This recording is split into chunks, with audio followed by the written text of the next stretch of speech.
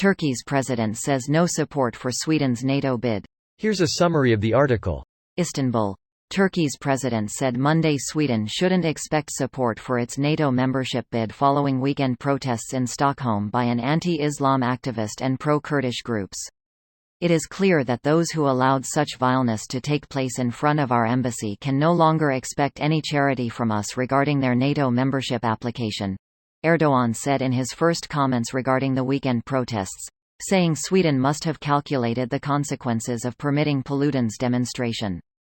Erdogan also criticized Sweden for pro-Kurdish protests where demonstrators waved flags of various Kurdish groups, including the Kurdistan Workers' Party, or PKK, which has waged a decades-long insurgency against Turkey. The PKK is considered a terrorist group in Turkey, the European Union and the United States, but its symbols aren't banned in Sweden.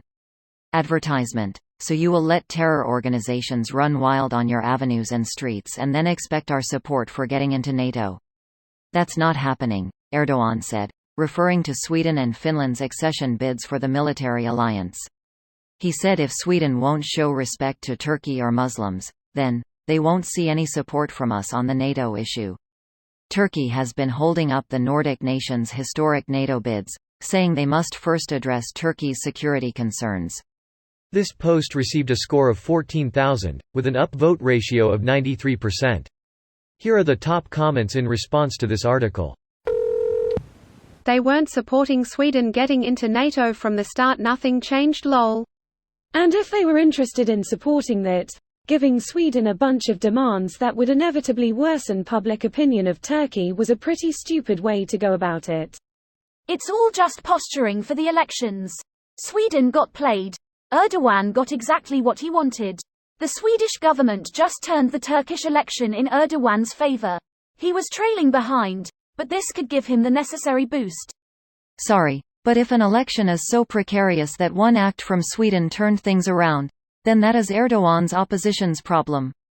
They need to fix their shit so that something like that doesn't turn things that drastically.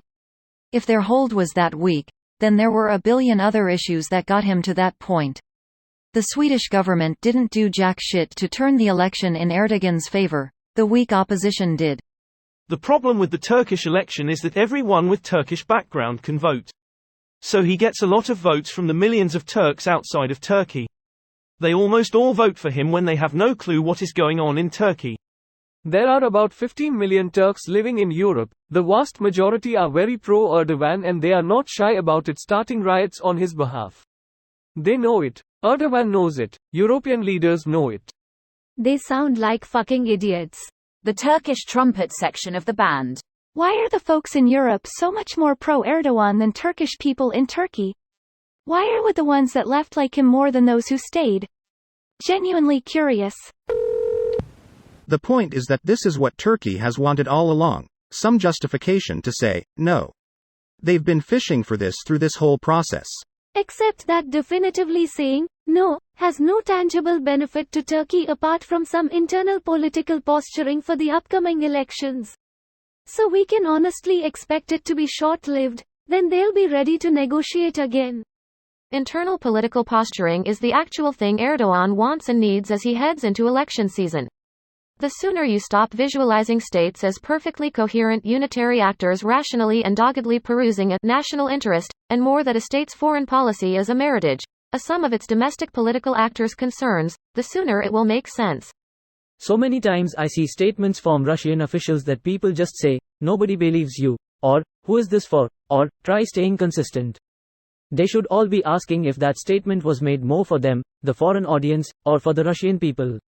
There is high Russian support for the invasion of Ukraine, and that means that any public statement the Russian government makes about it, to anyone, has to meet an expectation of those supporters based on what lines Russia has sold them.